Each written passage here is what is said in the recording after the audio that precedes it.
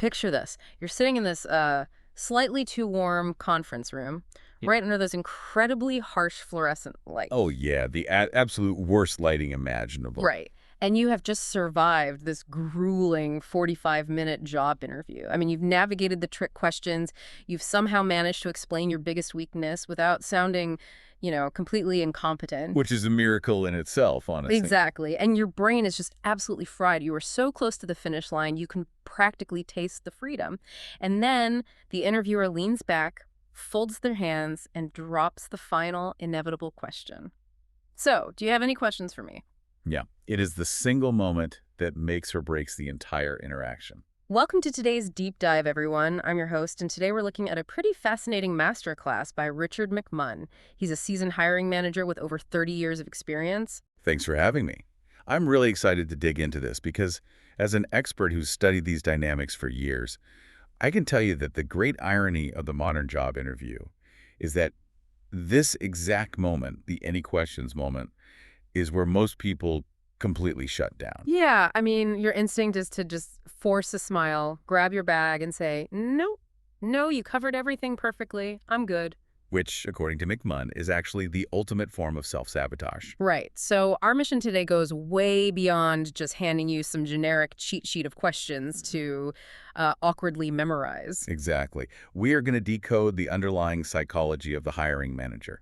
We really need to understand why this question is actually a behavioral test. We'll uncover the hidden traps that instantly disqualify you and explore these really strategic maneuvers that can completely flip the power dynamic of the room in those final moments. I think we should start with that behavioral test aspect, honestly. Let's do it.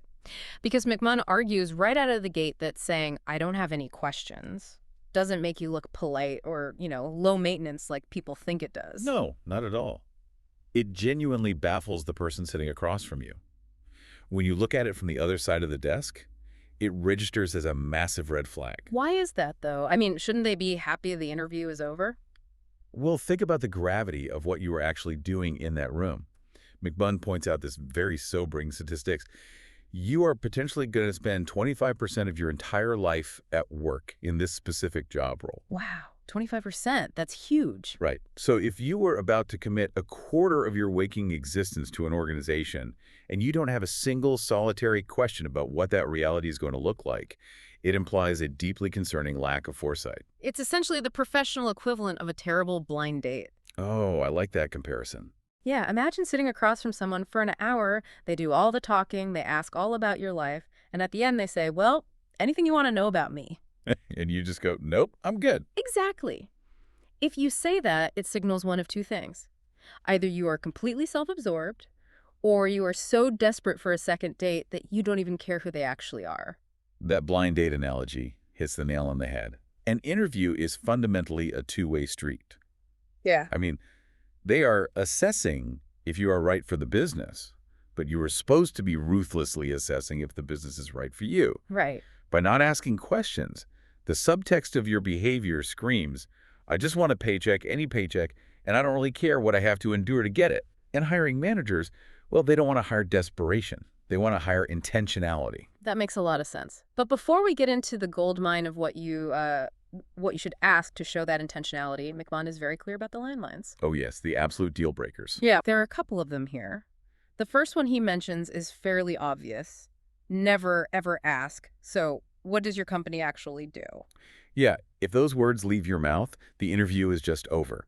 It demonstrates zero preparation. Like you haven't even Googled them. Exactly. You haven't done the foundational level of research required to even be in the room. The second deal breaker, though, is much more insidious because I feel like it usually comes from a place of innocent transparency. Oh, you mean the holiday question? Yes. He warns candidates to never ask, "I have a holiday coming up soon. Can I have time off for it?" People usually ask this because they already have a trip to Cabo booked and they just want to be honest.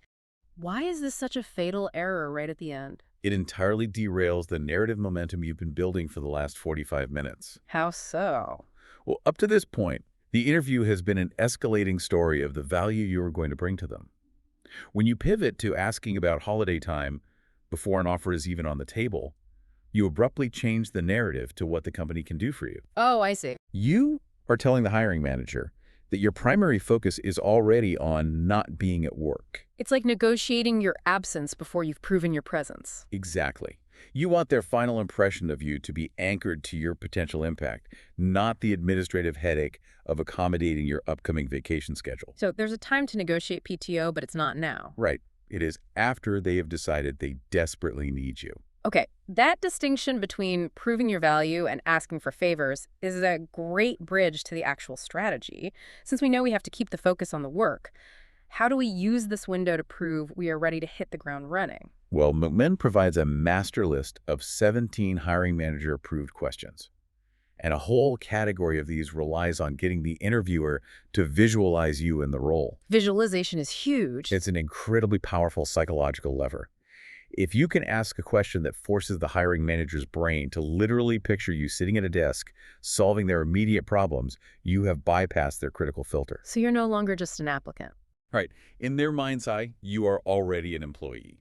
The source material highlights a brilliant question for this. It goes, what would I need to do in the first 90 days to be considered a success in this role? Which is fantastic. It shifts the entire conversation from abstract qualifications, like where you went to school or what software you know, to concrete execution. Right, like what are the actual deliverables? Yes. It signals to the manager that you aren't looking to hide in the background for a 6-month learning curve. You have an immediate desire to generate a return on their investment. You're actively mental mapping your own onboarding. He also pairs that with questions like, what does a typical day look like in this position, and what are the immediate priorities for the person who gets this job? Now, on the surface, those sound like completely standard vanilla information gathering questions. Yeah, they sound pretty basic. But Richard McMunn points out that these are actually tactful traps set by the candidate. This is where it gets really interesting. Wait, a trap? How is it a trap? It is a phenomenal piece of conversational strategy. You are essentially asking the interviewer to hand you a custom-written script of their deepest pain points.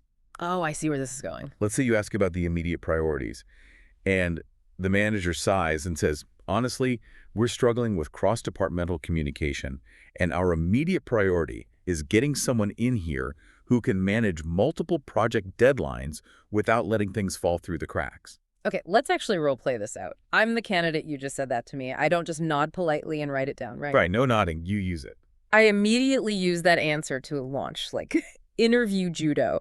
I use your momentum to score the final point by saying, that is really encouraging to hear, because in my last role, I completely overhauled our cross-departmental communication process, and I thrive when I'm juggling multiple time-sensitive tasks. Exactly. You've just flipped the entire dynamic of the room. The interviewer handed you their specific problem, and you instantly positioned yourself as the bespoke cure for that exact pain. Instead of leaving them with a generic summary of your resume. Yes, you are leaving them with a customized reminder of why your specific skills match their current reality. That is so smart. But proving you can be a productivity machine in those first 90 days is only half the battle, right? Mm-hmm. What if the job itself is a toxic nightmare? A very real possibility. Yeah, so that brings us to the self-preservation part of the interview, probing the culture and the management. This is where you evaluate the emotional and structural environment of the company to ensure you won't be miserable.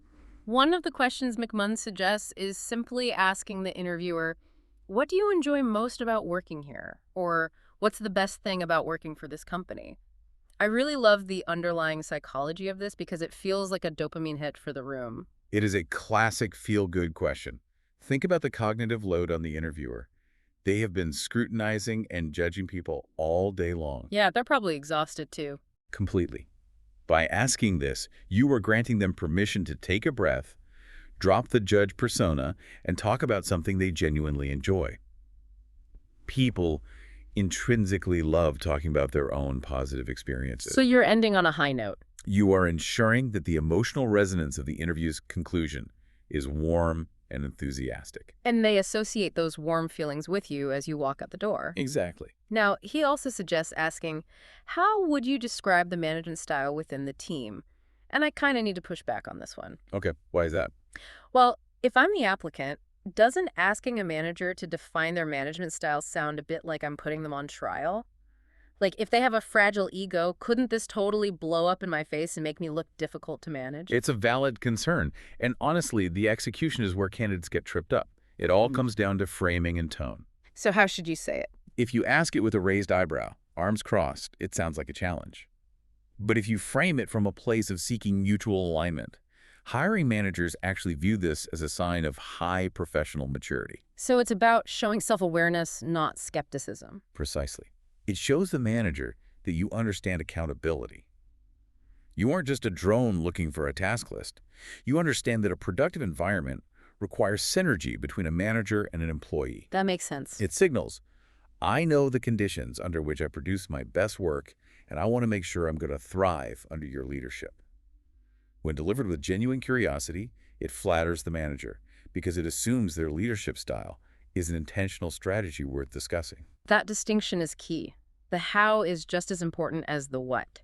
He also mentions another culture-focused question, specifically for safety-critical roles. He says to ask, what does induction look like for new company starters?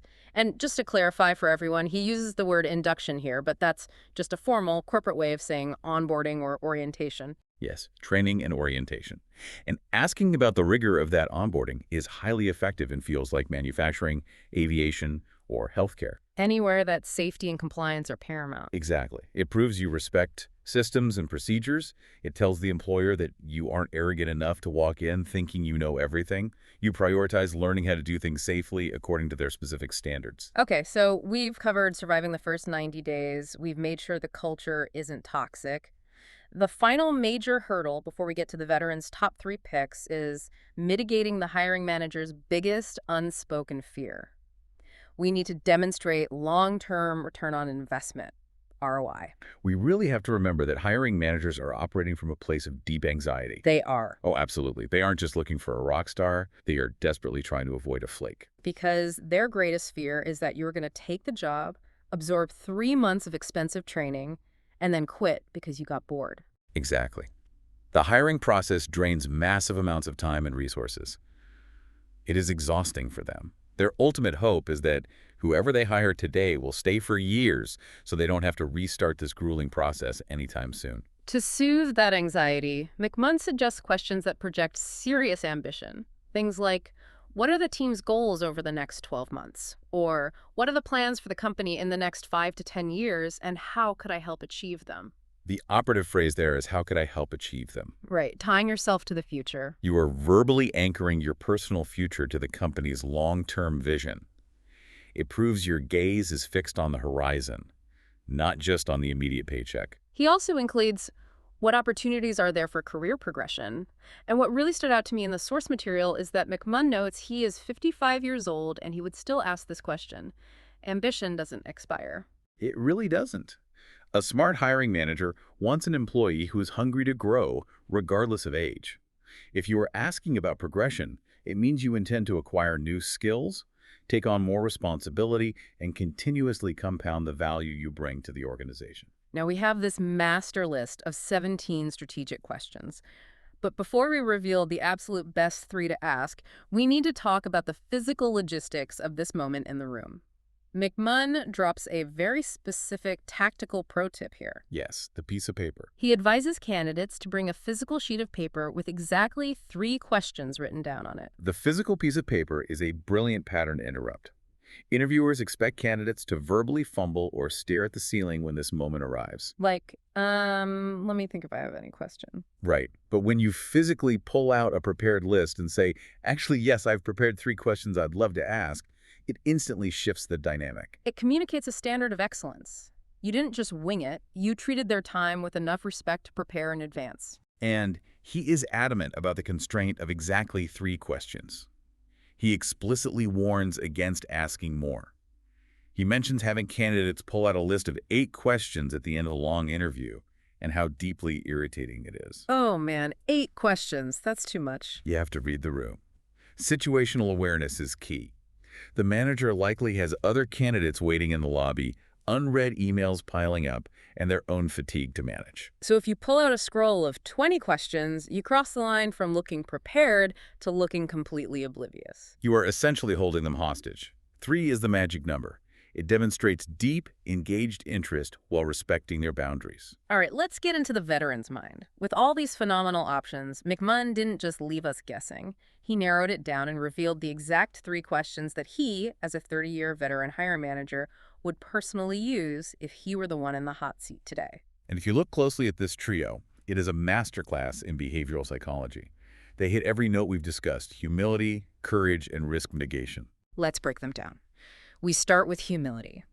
McMunn's pick number 1 is about seeking wisdom before you even have the job.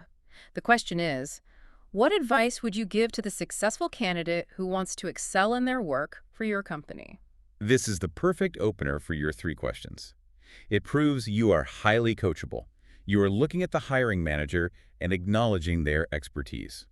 You're essentially saying, you know what success looks like here better than I do. What is the secret? Exactly. Every manager dreams of hiring an employee who actively seeks out feedback and guidance. Then we shift gears to courage. Pick number 2 focuses on showing we aren't afraid of a little fire. The question is, what are the biggest challenges facing the team right now? This elevates your status from a subordinate student to a strategic partner. It proves you are incredibly solution-focused. Like you aren't looking for a cushy, easy ride. Right. You want to know where the problems are so you can start strategizing how to fix them?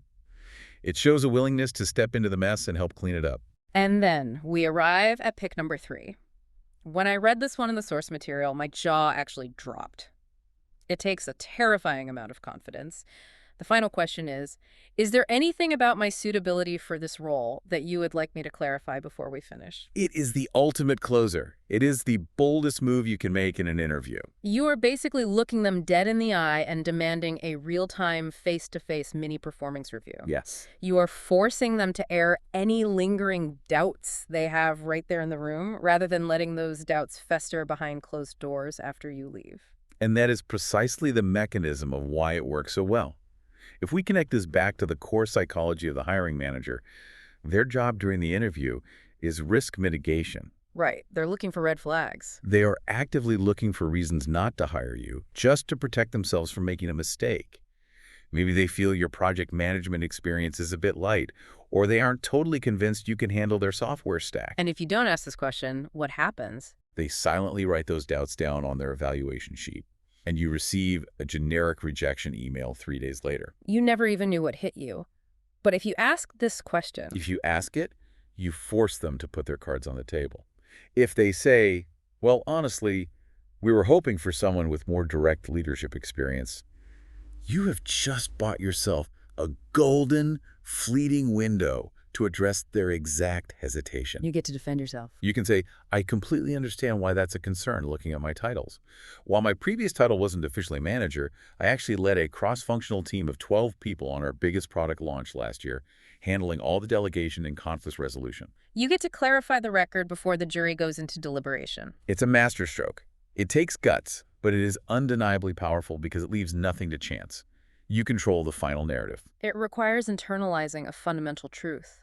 The interview does not end when the employer stops asking their question. Not at all. The questions you ask are your final, most potent pitch. They are your absolute last opportunity to frame exactly how this person is going to remember you when they are reviewing their nights at the end of the day. Absolutely. So as we wrap up this deep dive, I want to transport us back to that sweaty, fluorescent-lit conference room. You've survived the 45 minutes, you're exhausted. But now you know better than to just smile, say no questions, and run for the door. You have your piece of paper. You have your 3 perfectly calibrated questions ready to deploy. But I want to leave you with one final challenging scenario to mull over. We just dissected how incredibly powerful that final question is, looking them in the eye and asking, is there anything about my suitability you'd like me to clarify? It is a brilliant, high-risk, high-reward strategy. But it relies on you being able to handle the answer. Exactly. If you are brave enough to ask that question, you have to be biologically and emotionally prepared for the reality that the interviewer might actually take you up on it. What if they don't just give you a soft, easily deflected concern? What if they give you a blunt, harsh critique right then and there? What if they look at you and say, honestly, your presentation lacked depth, you seem a bit disorganized, and I'm not convinced you can handle the pressure of this role? Oh, wow. That would be brutal. Your heart rate would instantly spike. The cortisol just flood your system. It triggers an immediate fight or flight response.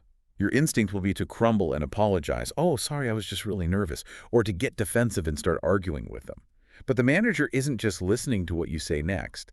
They are watching how you take the hit. They're watching your composure. Yes, the difference between a graceful failure and a graceful recovery in that moment is everything. Can you take a breath, suppress the defensiveness, and say, I really appreciate your candor. In the time allotted, I chose to focus on the high-level strategy, but let me quickly speak to the depth of my operational experience. Are you emotionally prepared to handle blunt feedback gracefully in real time?